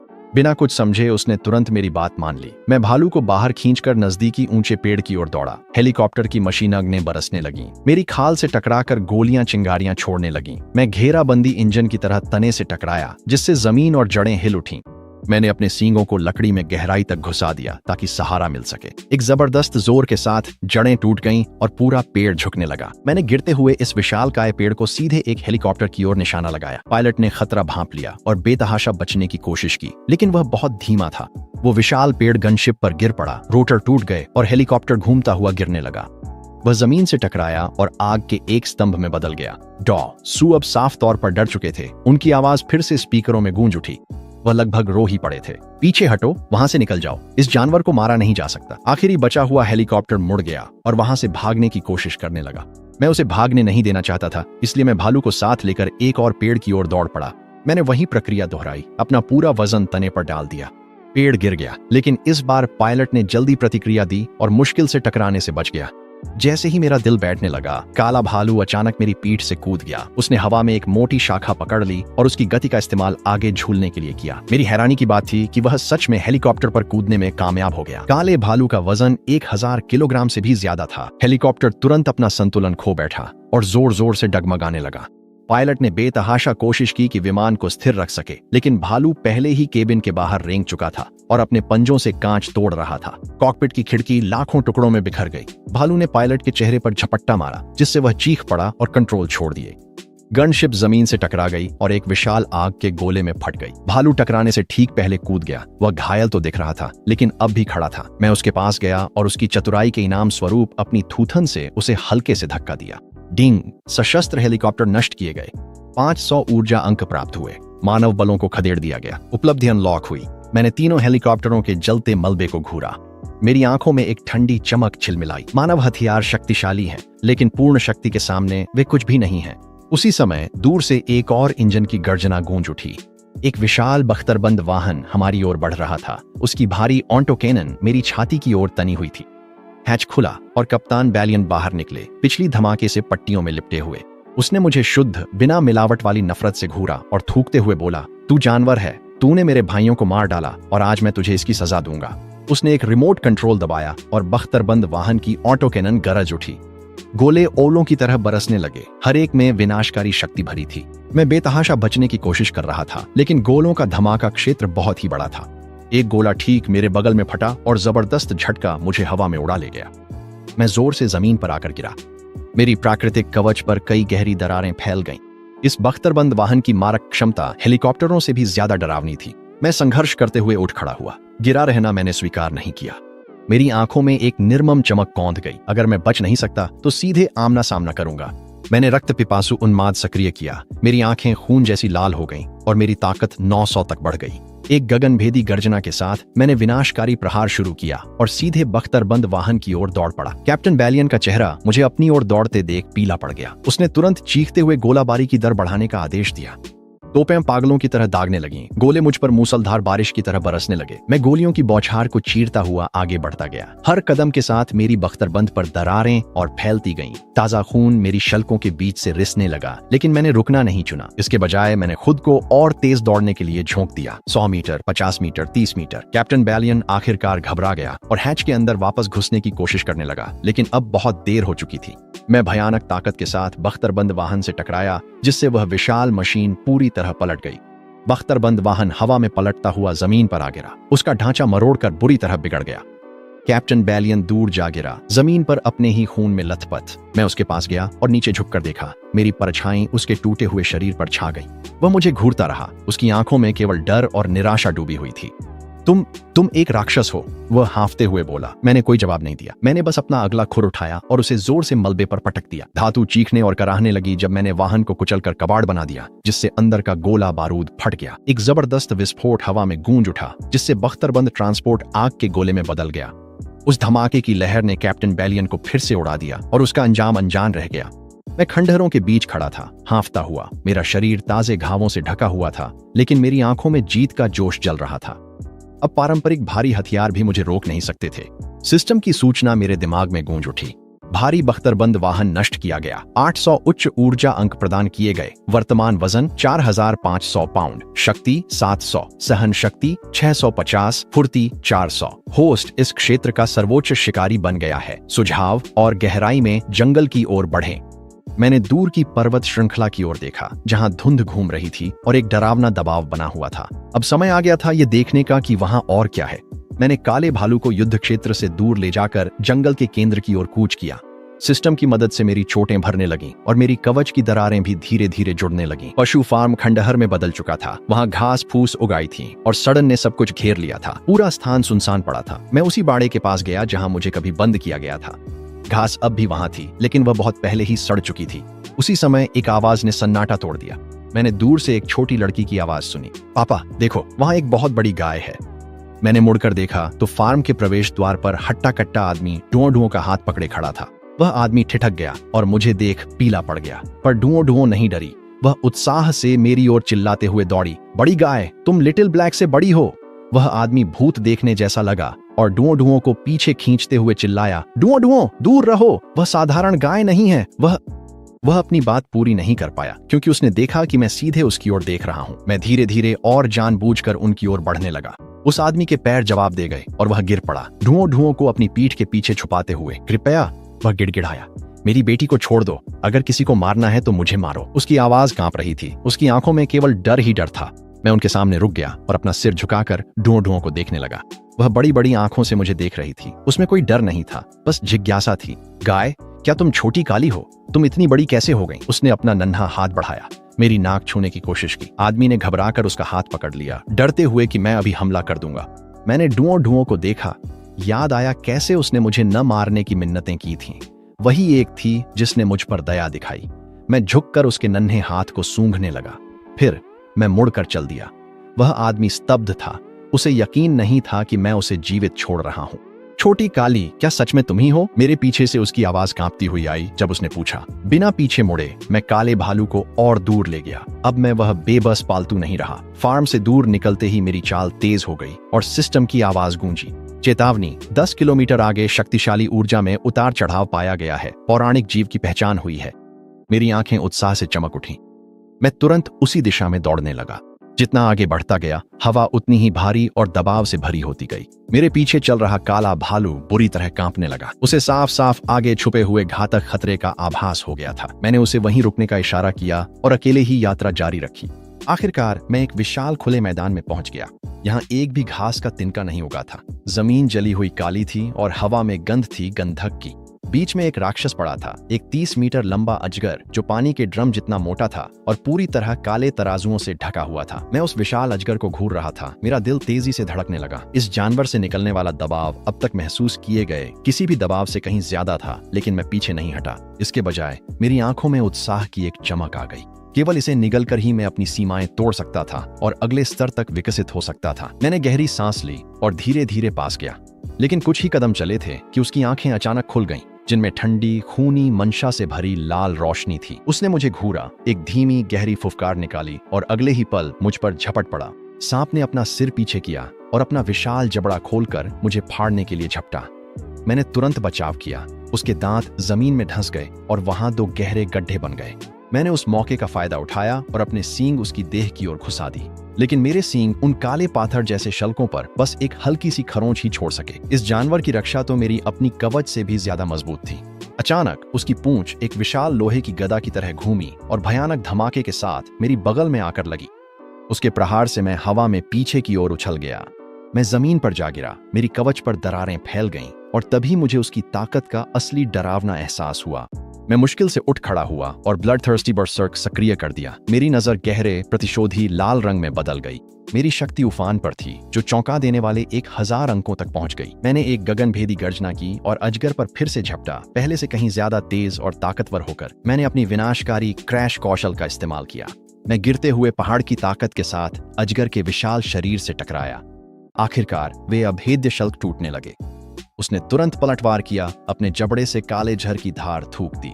जहर जमीन पर गिरते ही तुरंत गहरे गड्ढे बनाते हुए उसे जला गया। मैंने बेतहाशा बचने की कोशिश की, लेकिन कुछ बूंदें फिर भी मेरी बख्तरबंद पर पड़ीं और घिनौनी सी आवाज के साथ सुलग उठी। जैसे ही बख्तरबंद घुलने लगी, एक तेज चुभन मेरी त्वचा में समा गई। ये जहर वाकई डरावना था। विशाल अजगर ने मौका ताड़कर अपना भारी भरकम शरीर मुझ पर लपेट लिया। उसकी जबरदस्त ताकत कसने लगी, मेरी हड्डियां चरमराने लगीं और सांस लेना मुश्किल हो गया। मैं इसे और नहीं सह सकता था, वरना कुचला जाता। इसलिए मैंने पूरी ताकत से छटपटाना शुरू कर दिया। मैंने अपनी पीठ के कांटे उसके शरीर में घुसा दिए, उसकी चमड़ी फाड़ते हुए। दर्द से कराहते अजगर ने पकड़ ढीली कर दी और मैं वहीं खड़ा हांफने लगा। मेरा शरीर जख्मी था और बख्तरबंद दरारों और जंग से खराब हो चुका था, पर मैं पीछे नहीं हटा। पर मेरा कातिलाना गुस्सा और बढ़ गया। मैंने नर्क की रौंदने वाली शक्ति जगाई और खुरों को जमीन पर जोर से पटक कर धमाका किया। जमीन जोर से कांपी और अजगर लड़खड़ा गया। मैं दौड़ पड़ा, अपने सींग उसके नाजुक अंगों में गहरे तक घुसा दिए और वह दर्द से चीख उठी। वह बुरी तरह तड़पने लगी। उसकी पूंछ इधर उधर लहराई और पूरी ताकत से मुझ पर आकर लगी। मैं हवा में उछल गया। मेरा शरीर एक विशाल चट्टान से जोर से टकराया। जैसे ही मैं जमीन पर गिरा, चट्टान चकनाचूर हो गई। मेरी हड्डियां मानो टूटने लगीं, लेकिन मैंने खुद को जबरदस्ती फिर से खड़ा किया।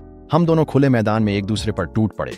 हर टक्कर से जमीन की नींव तक हिल उठी। मैंने अजगर के नाजुक हिस्से को भेद दिया था और भले ही उसकी रफ्तार धीमी हो गई थी, उसके पलटवार अब भी उतने ही भयानक थे। उसने फिर से जहर की एक धार थूकी, जिससे मुझे जान बचाने के लिए बेतहाशा बचना पड़ा। जहर की एक बूंद मेरी पिछली टांग पर गिर गई, जिससे मेरी बख्तरबंदी में एक बड़ा छेद पिघल गया। दर्द पूरे शरीर में फैला और पैर लड़खड़ा गए। मैंने दांत भींचे और सींग उसकी आंखों की ओर ताने। वह दर्द से चीखी। उसने सिर झटका, सींग पलक को छू कर निकले और वह अंधी होने से बची। वह मुंह खोलकर झपटी और बिना समय गंवाए मैंने पीठ के कांटों से उसका सामना किया। कांटे उसके मुंह में धंस गए और वह दर्द से पीछे हट गई। मौका पाकर मैंने विनाशकारी टक्कर दी और पूरी ताकत से अपना सिर उसकी खोपड़ी पर दे मारा। एक भयानक छटकने की आवाज गूंजी जब उसके सिर की हड्डी टक्कर से टूट गई। उसका विशाल शरीर जोर जोर से फड़कने और मरोड़ने लगा। बिना सांस लेने का मौका दिए मैं उस पर झपटा और सींग गर्दन में गहरे घुसेड़ दिए, जिससे खून का फव्वारा फूट पड़ा। एबिस पाइथन ने मरते मरते एक आखिरी फुफकार मारी, फिर उसका शरीर ढीला पड़ गया। सिस्टम: पौराणिक जीव एबिस पाइथन मारा गया। 5000 उच्च ऊर्जा अंक प्राप्त हुए। वजन 5000 पाउंड से अधिक है। शक्ति 800 पाउंड से अधिक है। संविधान 700 से अधिक है। फुर्ती 450 से अधिक है। नस्लीय सीमाएं टूट गई हैं। परम विकास शुरू हो गया है।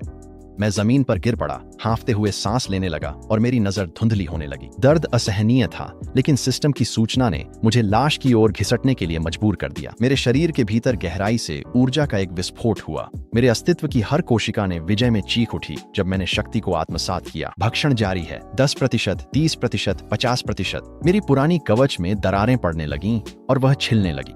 मेरी त्वचा के नीचे से नई परतें फूट पड़ीं, जो और भी गहरी, कठोर और धात्विक चमक वाली थीं। मेरी रीढ़ के साथ लगी हड्डी की नोकें 3 फीट से बढ़कर 5 फीट लंबी हो गईं। हर एक पर घातक गहरे सुनहरे प्रकाश की चमक थी। मेरे सींग और भी भयानक हो गए, 7 फीट तक पहुंच गए और किसी आदमी की जांघ जितने मोटे हो गए।